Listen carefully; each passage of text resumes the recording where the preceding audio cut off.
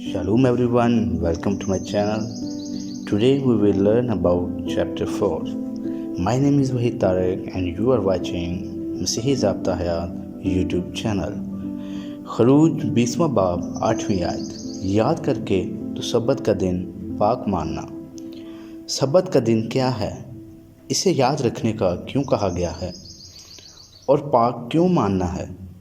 Bible सिखाती है कि सब्बत का दिन आराम और इबादत का दिन है। 6 दिनों में खुदा ने आसमान और ज़मीन, समंदर और जो कुछ उनमें है बनाया, लेकिन 7वें दिन आराम किया। इसलिए खुदा ने सब्बत के दिन को बरकत दी और उसे मुकद्दस बनाया। खरूज 20वां बाब 8वीं तक 11वीं आयत में खुदा हमें सब्बत के दिन को याद रखने और इसे मुकद्दस रखने की हदायत करता है। इसे याद रखने का क्यों कहा गया है?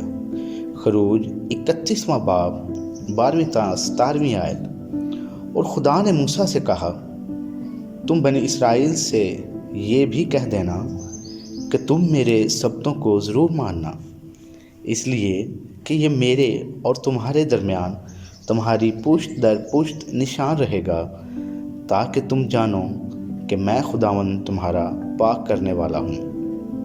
बस तुम सब्बत को मानना, इसलिए कि वो तुम्हारे लिए मुकद्दस है। जो कोई उसकी बेहुरमती करे वो ज़रूर मार डाला जाए। जो उसमें कुछ काम करे वो अपनी कौम में से काट डाला जाए। 6 दिन काम काज किया जाए, लेकिन 7वां दिन आराम का सब्बत है, जो खुदावन के लिए मुकद्दस है। जो कोई सब्बत के दिन काम करे वो ज़रूर मार डाला जाए। बस बनी इसराइल सब्बत को माने और पुश्त दर पुश्त उसे दायमी अहद जानकर उसका लिहाज रखें। मेरे और बनी इसराइल के दरमियान ये हमेशा के लिए एक निशान रहेगा, इसलिए कि 6 दिन में खुदावन ने आसमान और ज़मीन को पैदा किया और 7वें दिन आराम करके ताज़ा दम हुआ। खुदा ने बनी इसराइल को हुक्म दिया कि वो सब्बत के दिन को खुदा के साथ अपने अहद के अलामत के तौर पर मनाए। सब्बत का दिन उन मुकद्दस इज्तमाआत में से एक के तौर पर दर्ज है जिसका इसराइलियों को खुदा ने हुक्म दिया है। उम्मीद है इस चैप्टर से आपने ज़रूर सीखा होगा। मुस्तकबिल में भी इसी तरह हम सीखने का अमल जारी रखेंगे।